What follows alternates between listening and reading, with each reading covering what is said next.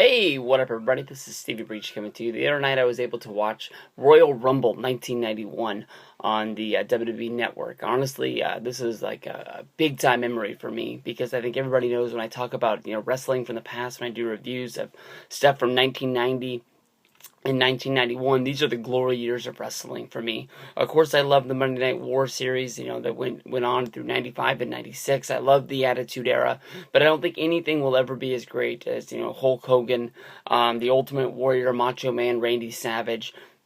Those guys, to me, were the real deal in wrestling. And this show is sort of a time capsule of everything that was going on at that point.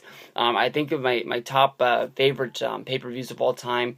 It's the Royal Rumble 1990, Survivor Series 1991. You got SummerSlam 1991, Survivor Series 1990, all of those, and this one really fits into everything that's really going on at this point. I was watching these Rumbles. I was trying to make it through 3 Rumbles in 3 straight nights. Last night I ended my streak. That review will be coming soon. That was the Royal Rumble 1993.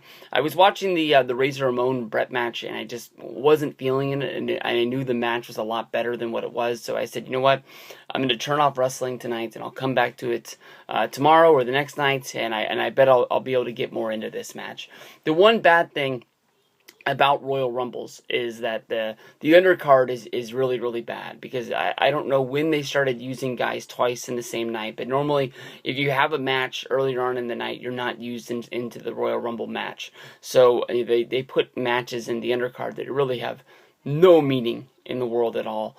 Some of them end up very good, and some of them end up just like you're just counting down the times until it gets there. And on this card, it has this. It also is the first time you've had a WWF Championship match added to make this sort of a double main event. This would be built up as Sergeant Slaughter going up against the Ultimate Warrior.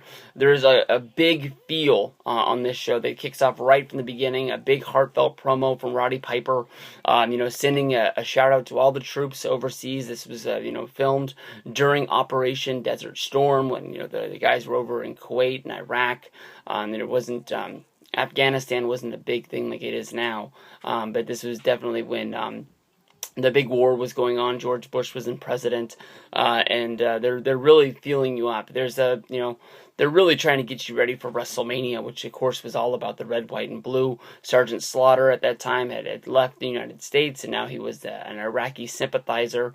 So they were really building off that. All the guys are wearing yellow ribbons, and they're all sending shout-outs to the troops. There's a thing where the WWF camera crew went out, and they were getting reactions from they were trying to make it seem like people waiting to get into the show, but you can definitely tell that where they were shooting this wasn't at the event.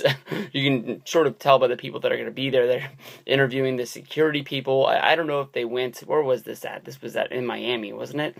Yeah, this show was shot in Miami. What I honestly think is they went a day before or 2 days before, and they just filmed and got these reactions of people going into a Miami Heat game, because none of these people seem that they are ready to be going into a wrestling show. That's my opinion. That's the big feel of what's going on there. Of course, because you had Slaughter versus Ultimate Warrior as the championship match, here comes the Royal Rumble, which never really understands what you win. You don't win money, you don't win a title shot, you don't win anything that you win today. So it's just a match. I guess you're just going out there for pride. So there is really no build-up to this one. And guys come out. Dino Bravo and Bret Hart start this out number 1 and number 2. They're followed up by Greg the Hammer Valentine, Paul Roma, Texas Tornado, Rick Martel, Saba Simba. Guys are just pouring out. You have one of the... He debuted in Survivor Series, so this would be the rookie debut of the Undertaker in the Royal Rumble, who comes in. He makes a few eliminations. People are really scared of him. Much like when Andre the Giant was eliminated in one of the first Royal Rumbles by the tag team of Demolition teaming up on him. Undertaker is dumped out by the Legion of Doom, who come in and they team up and they eliminate the Undertaker. And you got Snuka, Davey Boy Smith, you got Demolition in there, Earthquake. Nothing really big. Finally, Hulk Hogan comes out there at number 24.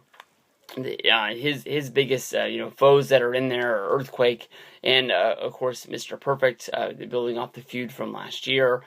He starts knocking people out. You see the start of a build up of a feud between Tugboat and Hulk Hogan.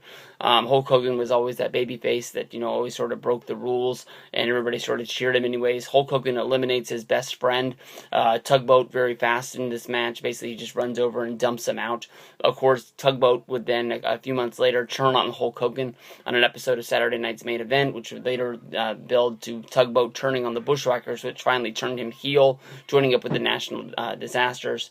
But, of course, if you go back in time to SummerSlam 1990, the build-up of the big Earthquake versus Hulk Hogan match, Tugboat was supposed to be in his corner. He ended up being attacked by Dino Bravo and Earthquake, so the big boss man made the face turn, and he stepped up to the plate to be in Hulk Hogan's corner. Almost made it feel like it was going to be a tag match at the time. And I thought maybe I had forgotten history, and maybe that it was a tag match when I watched that during the summer this year. But you have Hulk Hogan eliminating Earthquake to win the Royal Rumble, killing off their feud, basically sending Hulk Hogan to be the #1 contender to go into WrestleMania and face Sergeant Slaughter at WrestleMania. Of course, this was the WrestleMania that Vince thought he was going to sell 100,000 tickets to, and it would better be about a month after this is when Vince pulled the plug on doing WrestleMania at the Coliseum, putting it in the Los Angeles Sports Arena, I believe is where it was, and being one of the smallest WrestleMania gates of all time. But that's a great WrestleMania. I've already got it in my mind. Make sure you review WrestleMania 7 and WrestleMania 8 this year when you're doing WrestleManias, because talk about the ones that you love and not the ones that you sort of have bad memories about. But we'll see how that goes down the road. I got to review Rumble 92. I watched that one, of course, with the Ric Flair show, and then I got to go back and rewatch Rumble 93 and finish that one out. So we'll get those done and get us set up for Royal Rumble in no time. Peace out, everybody.